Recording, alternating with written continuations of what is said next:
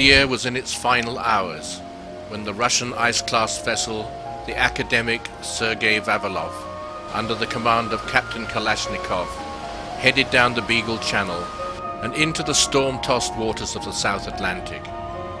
Ahead lay the Falklands, the first in a group of increasingly remote islands we plan to visit around the fringes of Antarctica.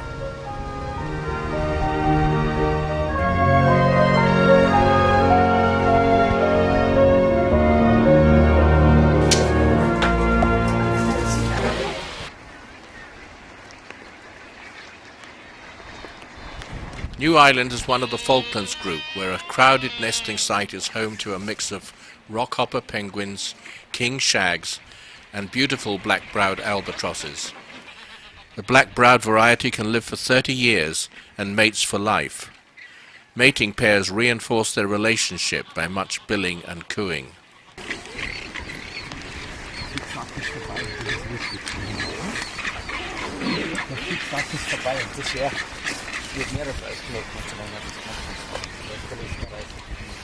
On the island of Steeple Jason, just a few miles away, the rocky shoreline was alive with black-browed albatrosses. 85% of the world's population make the Falklands their home, and this outlying island has more than 200,000 breeding pairs.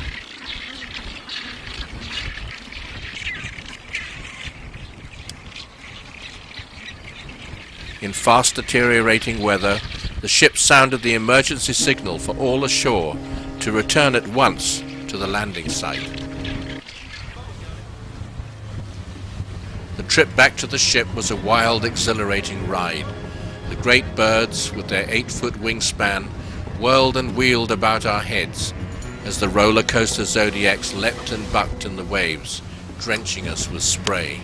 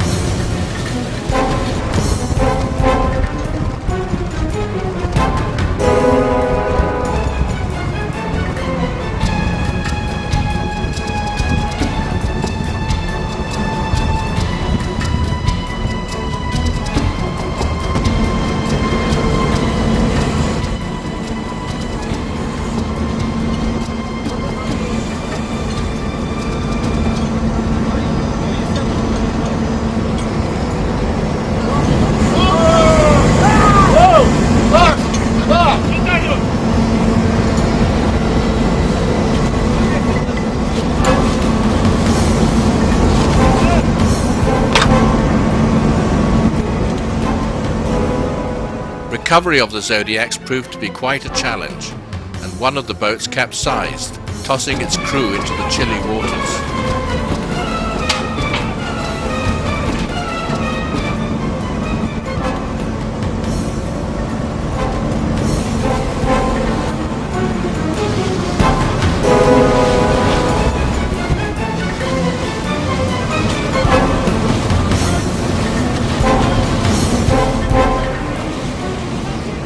Fortunately, they were the last but one Zodiac to be retrieved, and they were rescued by the crew from the remaining boat. Not surprisingly, they are looking a little shaken after their dunking.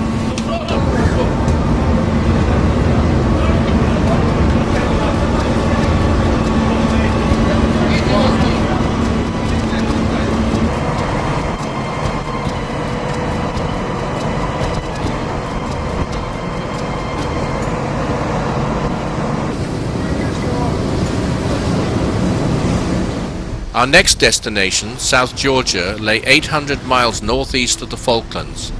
Like all the islands we visited, other than East Falkland, it was only accessible by sea and hid itself from our anxious gaze as we made our landfall.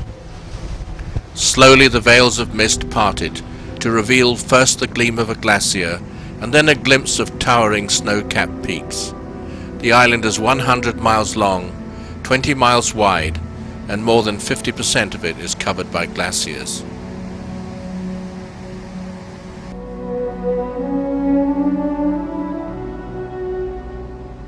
South Georgia was a major center for whaling in the early 20th century, and as we shall see, the remains of several whaling stations still litter the island.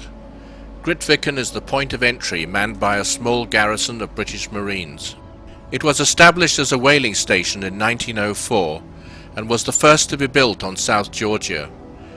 The church was dismantled from a small town in Norway and reassembled here in time for Christmas 1913. But Grytviken is a place steeped in the stench of gigantic death. During its 60 years of operation, more than 54,000 whales were butchered on its flensing plan, including 9,000 of the huge and endangered blues seen in this 1914 photograph.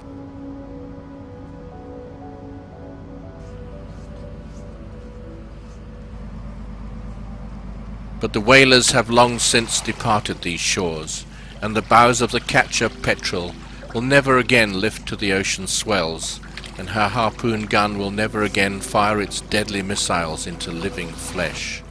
The whalers' cemetery holds the remains of many who died. The most famous person to be buried here is Ernest Shackleton. A cross in his memory stands on Hope Point, and a granite headstone, shipped from England, marks his final resting place. I was ever a fighter, so one fight more, the best and the last. The verses read over his grave were the very same as those that he had himself read over a gravesite for 3 of his men at Cape Evans on Ross Island just 5 years earlier. Shackleton was only 48 years old when he died in 1922.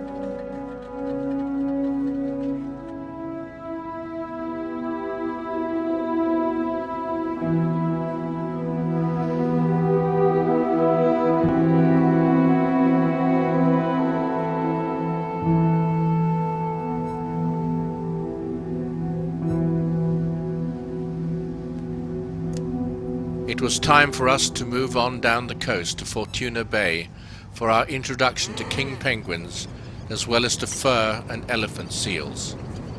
After the emperors, kings are the second largest of the 17 varieties of penguins, and they move in stately fashion in their elegant attire.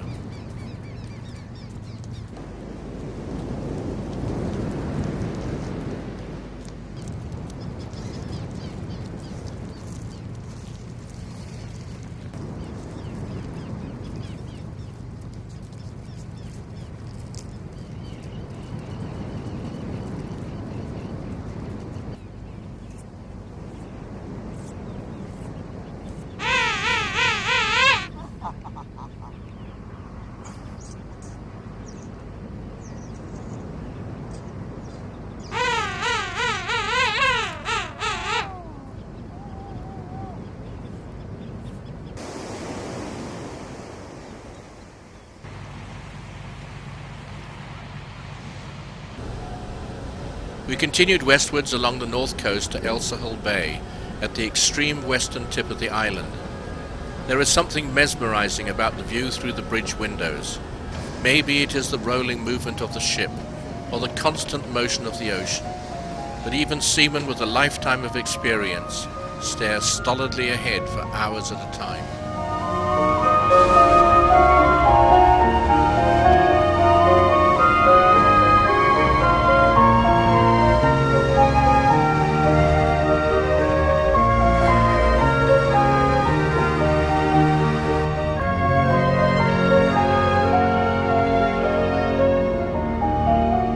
Despite its beauty, or perhaps because of it, the rugged coastline of South Georgia is studded with jagged rocks that call for careful navigation.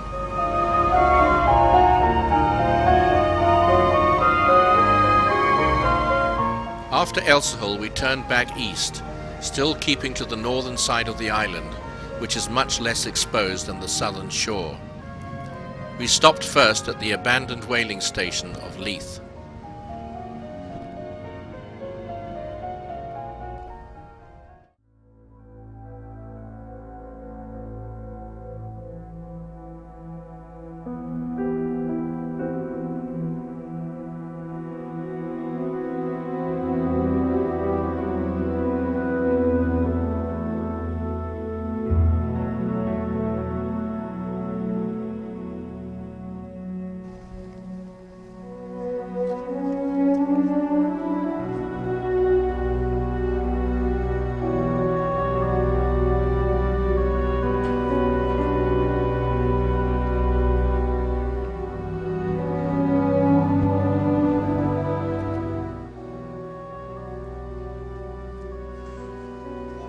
Anyone for tea?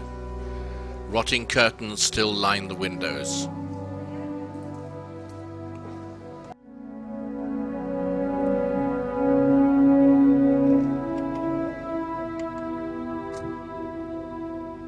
Next to collapsed building and abandoned boats are the remains of the Flensing plan, up which whales were dragged to be dismembered, in their thousands. But it was not only the whales who left their bones in this place, and not everybody who came here returned home. Those who came were not simply intent on killing whales, and by 1812 fur seals were virtually wiped out in South Georgia. In 1916 only one single male was sighted on the island, which, as you might expect, was promptly killed. At the end of the 1950s, the world population of fur seals was estimated at only 5,000. But by the year 2000 it had risen to 4 million, and South Georgia is now home to 95% of the world's population. This photo of Stromness was taken in 1914. Here is the manager's house to which Shackleton made his way after his epic boat journey from Elephant Island. The plaque reads, "On the 20th of May 1918, Sir Ernest Shackleton arrived here, accompanied by Frank Worsley and Tom Crean, after an epic trek of 30 miles from King Haakon Bay. There they left 3 comrades with a tiny boat, James Caird. In her they had sailed 800 miles from Elephant Island for help, after their ship, Endurance, had been crushed in the ice in the Weddell Sea. This was their first contact with the outside world for 17 months. These are original photographs of the James Caird being launched at Elephant Island.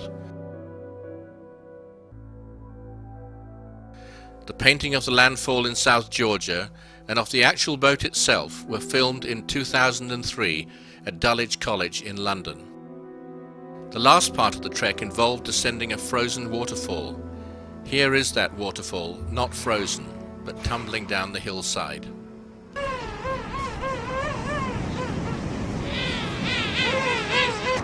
Ice falls from one of the surrounding glaciers, triggered by the summer temperatures, were a reminder not to become too complacent.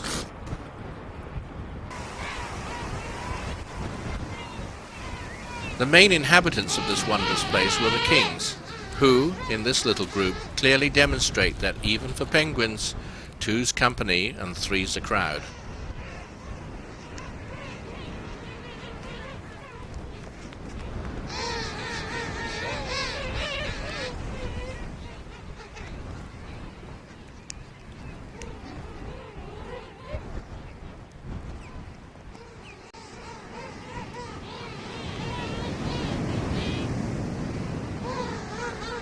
Then there's the Monty Python School of Funny Walks, although I'm sure there must be a good reason behind this behavior.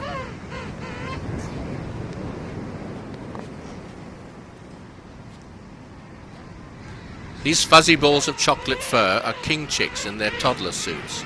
Kings breed twice in 3 years. When the chicks are bigger, they are left on their own while both parents forage, and in the winter they may have to wait as long as 3 months between feeds.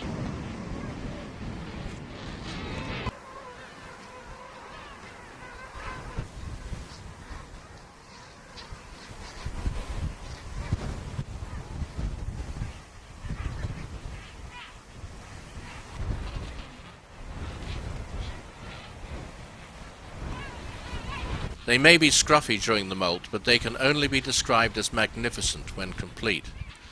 The crisply defined patterns, combined with the subtlest shading of colour, are all formed from the combination of thousands of individual feathers, is a further example of the miracle of nature.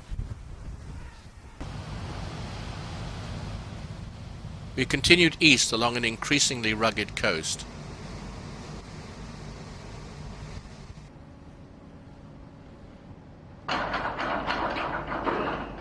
Our last anchoring spot was off Cooper Bay, which was the home of yet another species of penguin. These were the feisty macaroni. These are the most numerous of all penguins, and their world population is estimated at 9 million.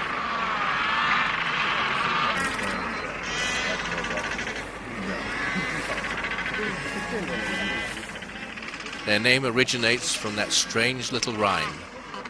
Yankee Doodle went to town riding on a pony, stuck a feather in his hair and called it macaroni. The macaronis nest in crowded, noisy colonies tucked among the tussock grass.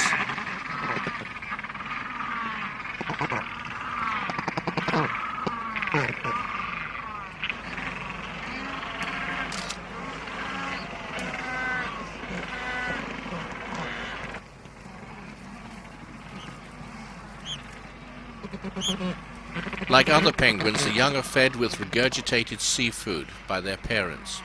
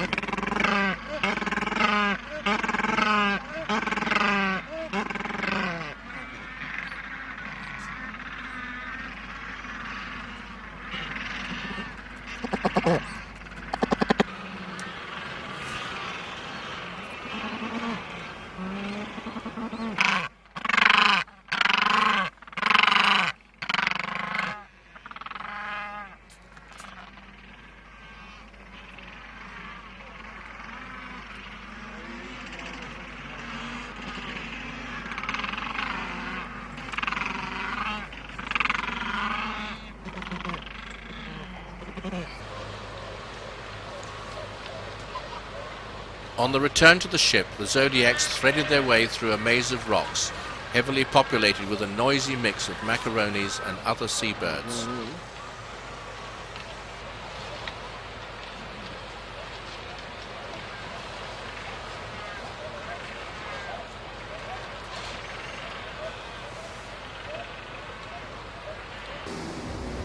Leaving South Georgia in our wake, we were headed now for bleaker and more remote islands, with names like Deception and the historic Elephant Island.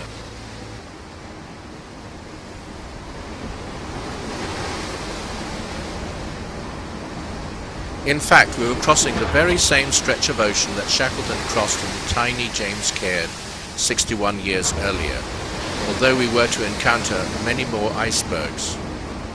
Every one of the white spots on this radar screen represents a sizable iceberg, and the ship's track took us right through the middle of them, with berg after berg stretching beyond the horizon.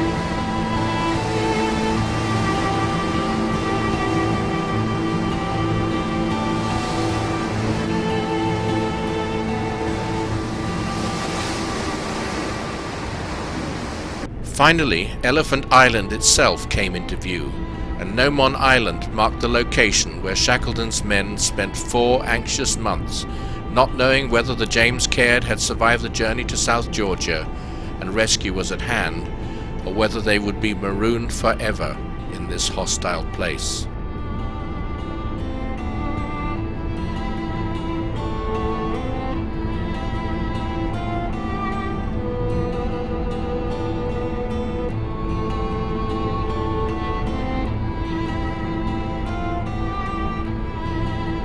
They were finally rescued on August the 30th, 1916.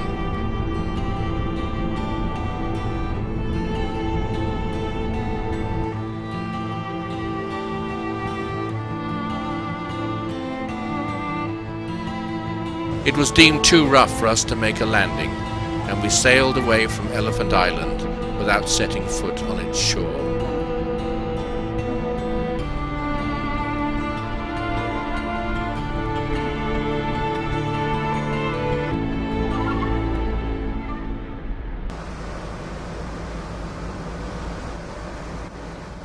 Our first actual landing in the Antarctic was at Coronation Island in the South Orkneys. This bleak place is a rookery for Adelie penguins, which breed further south than any other penguin.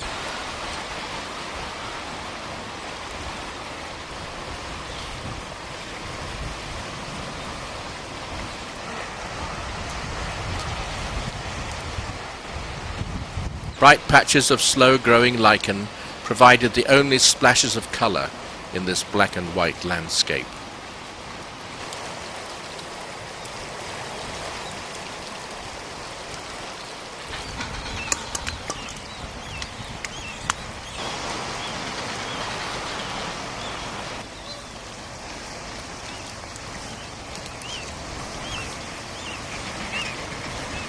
The fuzzy charcoal chicks huddle together in large groups for protection against the ever-present skuas, which circle overhead and patrol the rookeries on the lookout for any hint of weakness.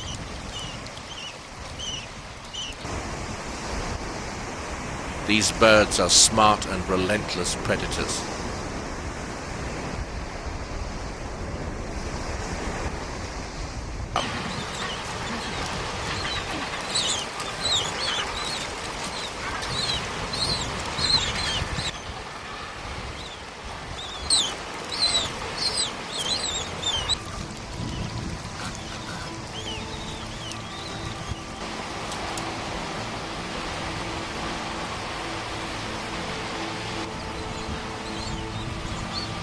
It was also time for us to return to the water, and the Zodiacs toured the ice floes en route back to the ship.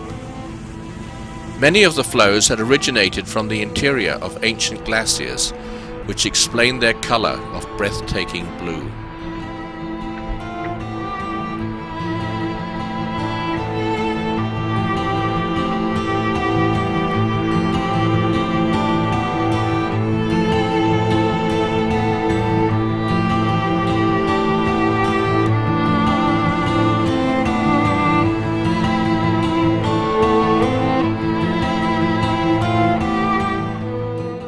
Here at Hannah Point on Livingston Island in the South Shetland group, we were introduced to the aptly named chinstrap penguins, who rear 2 chicks per breeding season.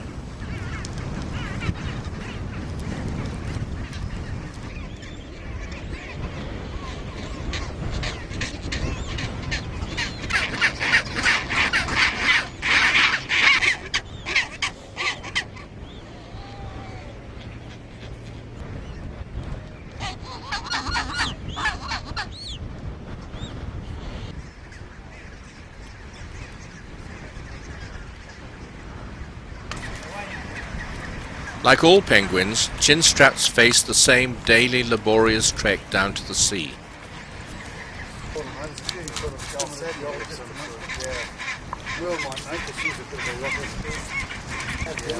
Gentoos also share this sight in large numbers.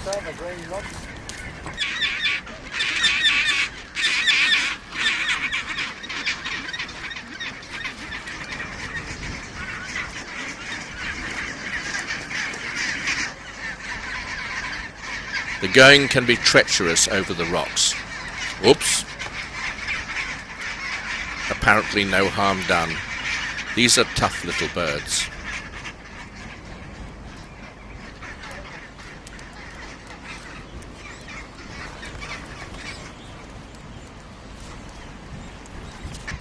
Gentoo nests consist of a few sticks and stones, which they routinely steal from one another.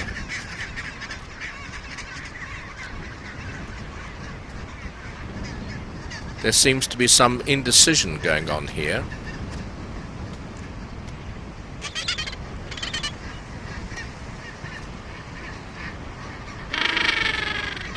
Gentoos also bring up 2 chicks. As always, the skuas are continually probing for any sign of weakness.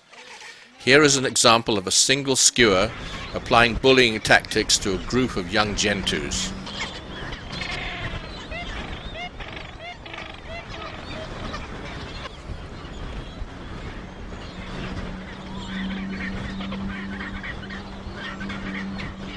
Those that fail to measure up fall easy prey to the marauders.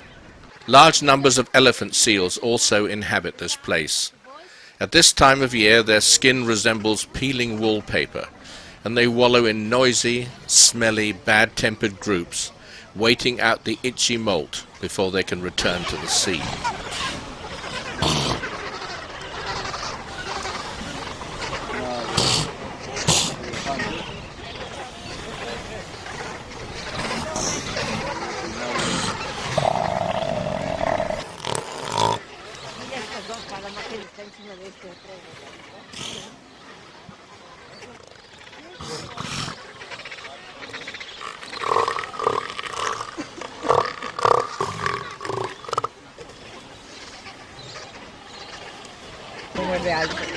Penguins have no fear of humans and exhibit great curiosity.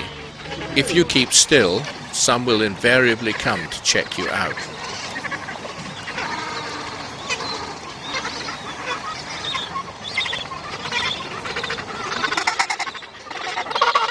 We came next to Deception Island in the South Shetlands.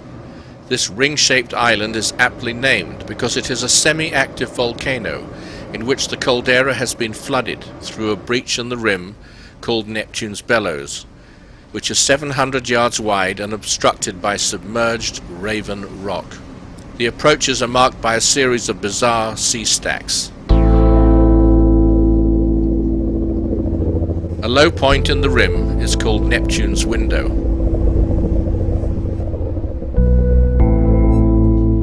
Once through the entrance, the caldera opens up into a well-protected natural harbour. At one time, 13 factory ships were based here, but the whalers were driven out by economics in 1931. The Vavilov is anchored in Whalers Bay, a sheltered anchorage within the already protected harbour. Deception is an eerie place. Steam arising from the volcanic sand shrouds the walkers on their way to Neptune's Window.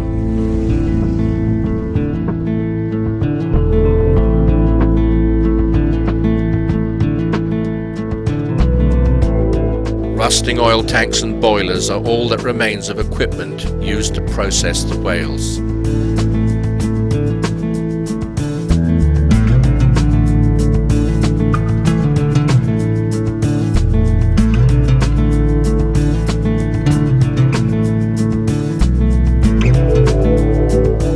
Decaying boats, along with the bones of the whalers' victims, lie buried in the black sand.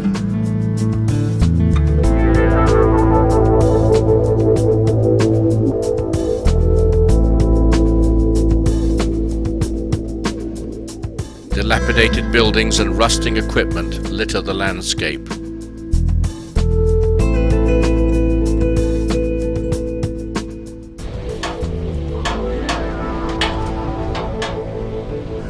Streams of water suddenly appear from nowhere, and even the pattern of melting snow on the surrounding heights appropriately resembles a fire-breathing dragon. The caldera is large enough for an ocean-going ship to penetrate for 6 miles. A massive Black-streaked glacier, its surface carpeted with cinders, is stark evidence of a titanic conflict between fire and ice, which occurred barely 30 years ago.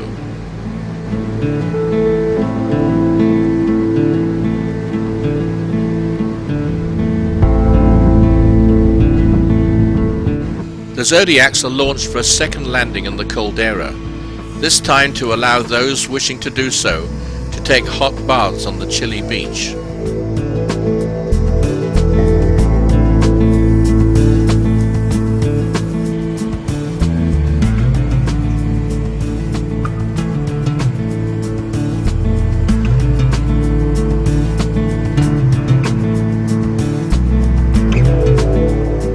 Remains of scientific bases litter the barren slopes.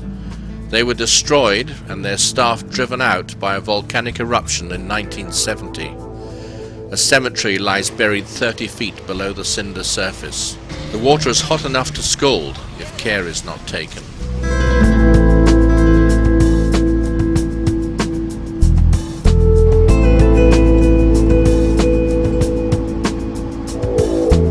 Skirting the sheer cliffs, we made our way back out through the narrow gap.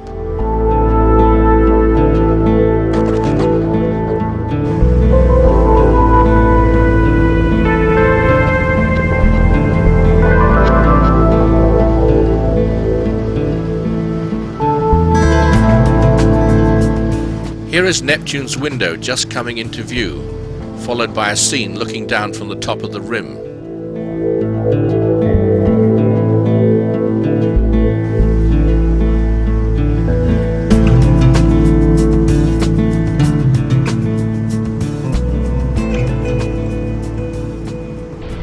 The sun was setting as we left this strange island. Dawn's rosy fingers were stealing across the sky when we reached the Antarctic Sound. The gathering light bathed the icebergs and surrounding peaks in a gentle glow as the sun crept slowly above the horizon.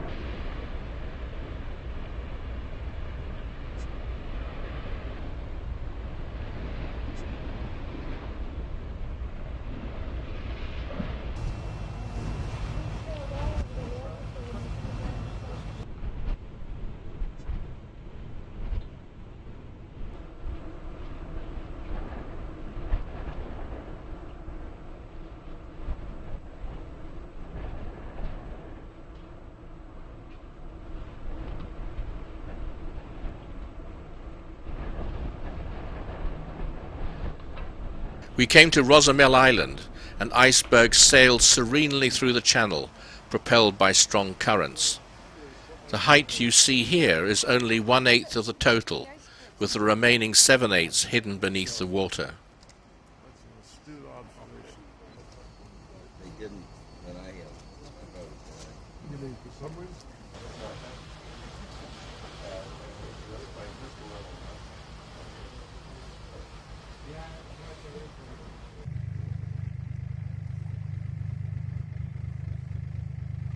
Crab-eater seals spend their entire lives out on the ice.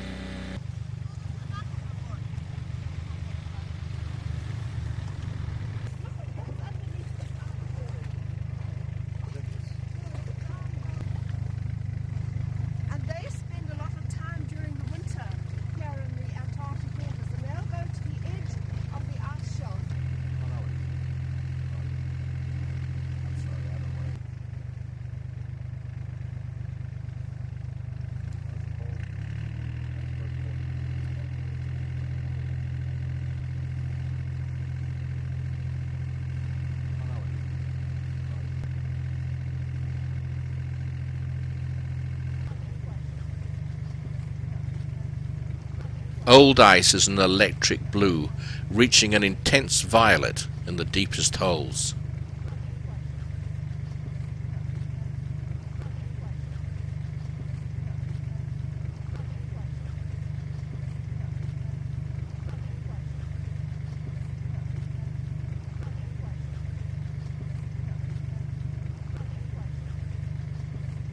From the Antarctic Sound we headed south to Paradise Bay. Often shrouded in fog, it was clear on the day of our visit, and it was indeed paradise.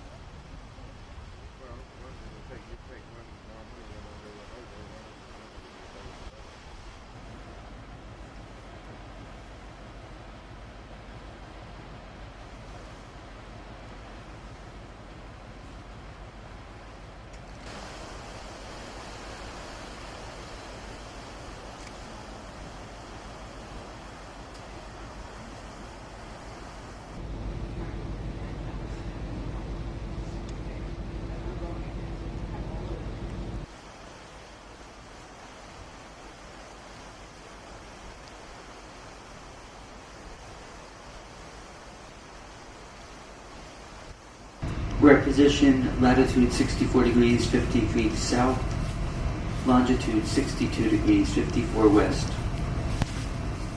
The outside air temperature is 4 degrees Celsius or 39 degrees Fahrenheit. The winds are light and the sea is calm. We should be arriving at our anchorage in just a few minutes.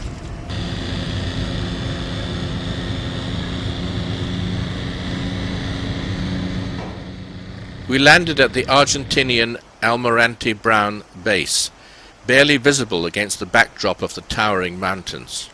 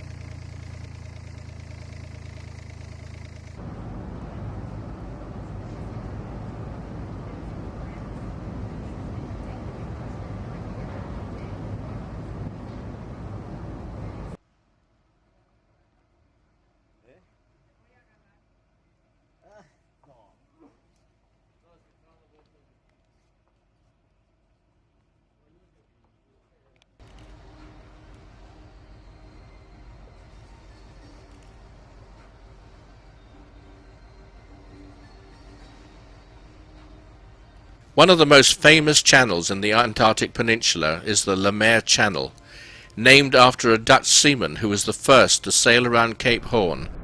On a clear day, Humphreys Heights guarding its northern entrance are a spectacular sight.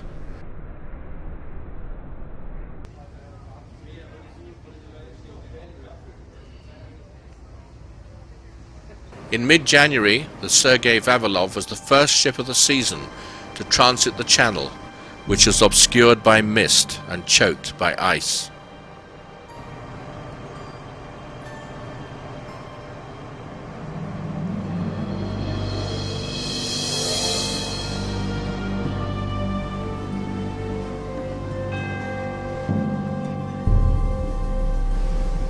A British survey vessel appeared ghost-like through the gloom.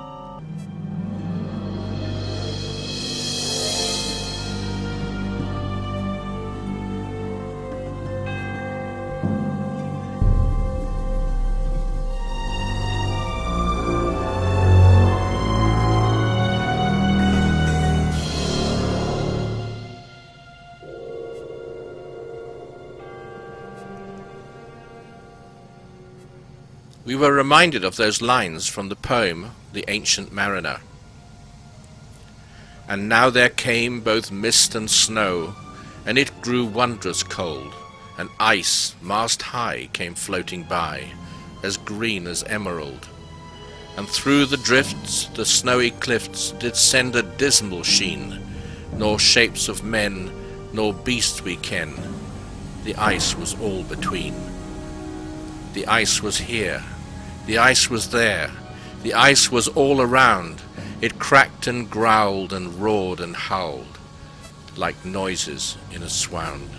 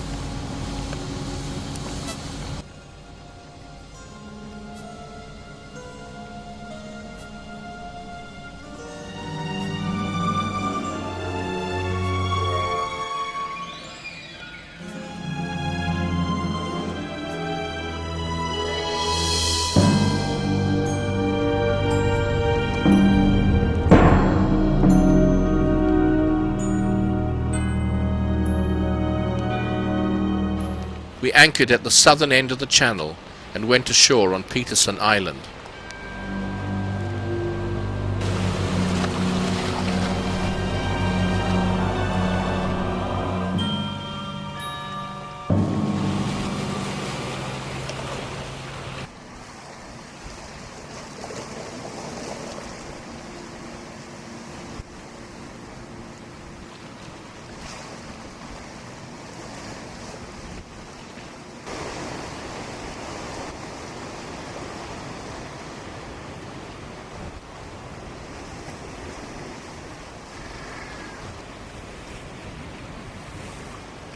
The natives were extremely friendly, and this cute Gentoo calmly walked up the other side of the rock I was leaning against, acknowledged my presence, and went ahead with his grooming.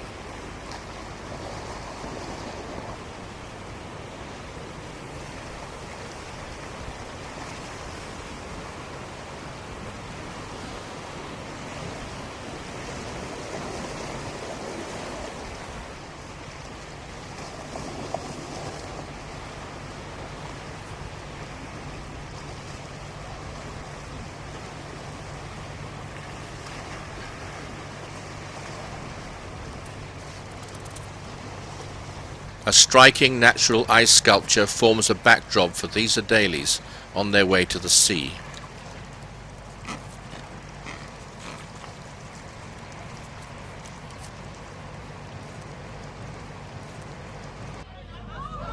A barbecue was held on the aft deck, which the falling snow turned into a magical evening. Both young and old participated in the dancing.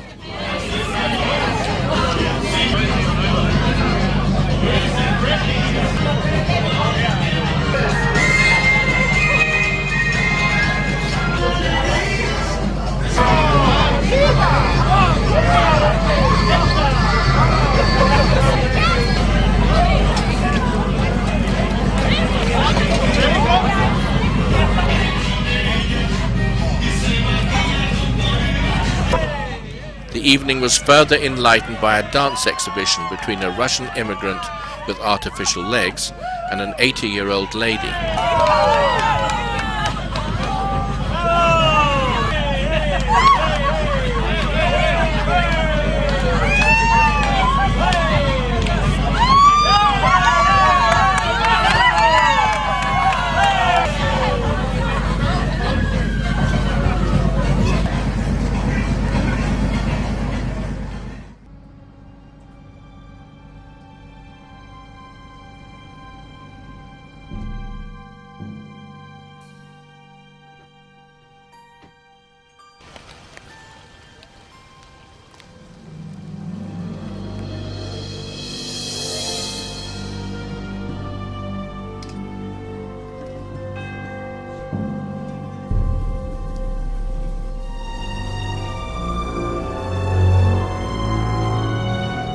The sea was showing signs of freezing as we headed towards our last landing at another Argentinian base at Waterboat Point. The base was lonely and insignificant among the icebergs and falling snow. Keep in mind that this is high summer.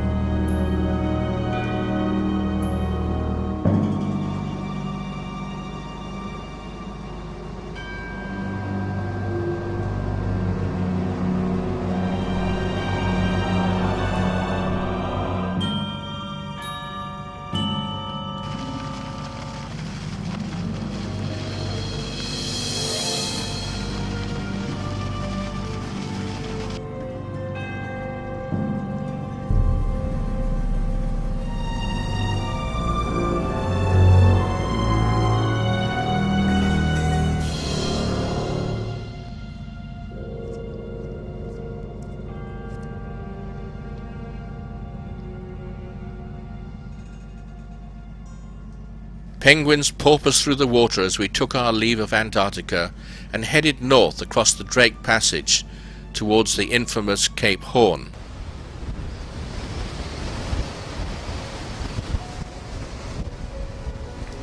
Finally, Cape Horn itself came into view. It is not in fact located on mainland South America, but on Horn Island, named after a small town in Holland. The Cape is notorious for its terrible weather, and waves as high as 110 feet have been recorded. It could take square riggers as long as 3 months to battle their way around it. One example is the Cambronne, which took 92 days to round Cape Horn in 1905, less than 100 years ago. Albatrosses love these waters, and on Cape Horn there is a moving memorial to all the sailors who have lost their lives in this area. The original poem at the memorial is in Spanish, but the English translation reads, "I am the albatross that waits for you at the end of the earth.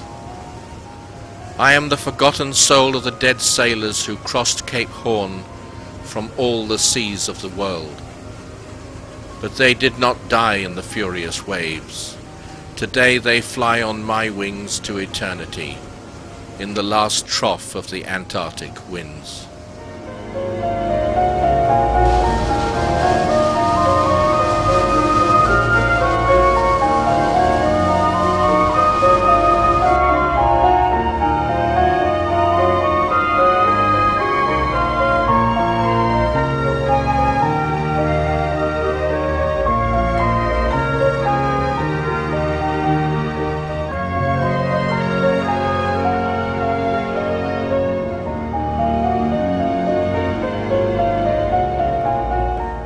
As we entered the Beagle Channel, our amazing journey was drawing to its close. We were welcomed into Ushuaia by a display of brilliant rainbows, but we had already found our pot of gold.